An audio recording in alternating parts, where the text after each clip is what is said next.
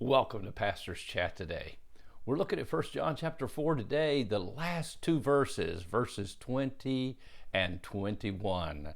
Here, the Apostle John writes, if anyone says, now remember that, if anyone says, I love God and hates his brother, he is a liar.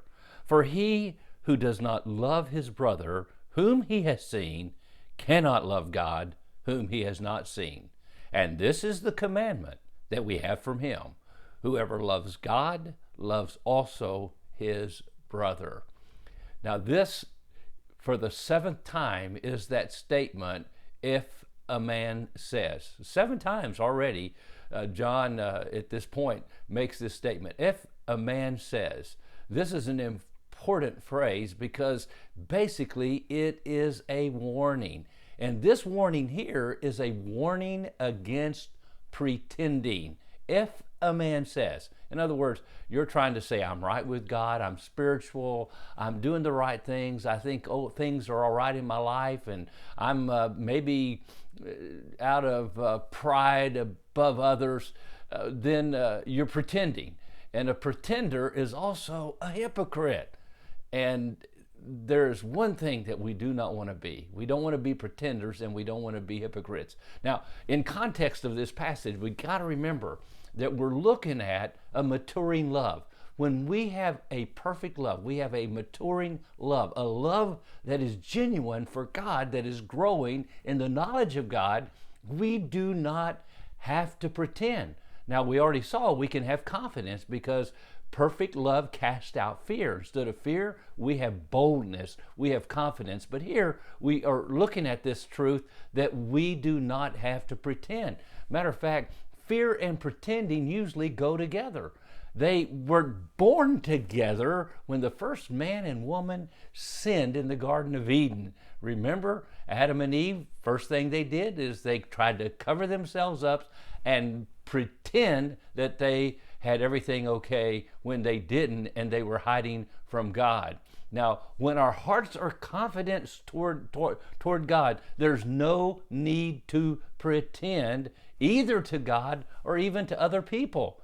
A Christian who lacks confidence with God will also lack confidence with other people. And part of the torment that fear generates in our lives is constant worry.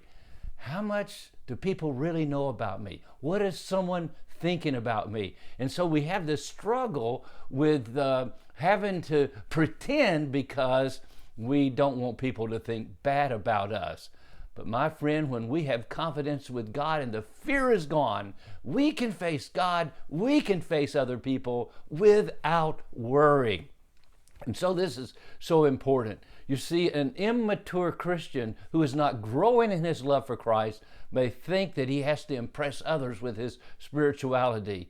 And this mistake, and that's what John says here in verse 20, this mistake turns him into a liar. He is professing something that he is not really practicing. He is role-playing rather than living a real life. Oh, my friend, you see this in the example of Ananias and Sapphira in Acts chapter 5. They pretended to be spiritual. They pretended to give money that they were not giving. And as a result of it, they brought death upon their lives. And I'm telling you, it is not a good thing to pretend. It's a sad life to have to try to live. And we're going to be looking more at this tomorrow as we finish up these two verses, 20 and 21. But today we just want to really encourage you, do not pretend. Pretending is the favorite activity of little children. It is not a mark of maturity in adults.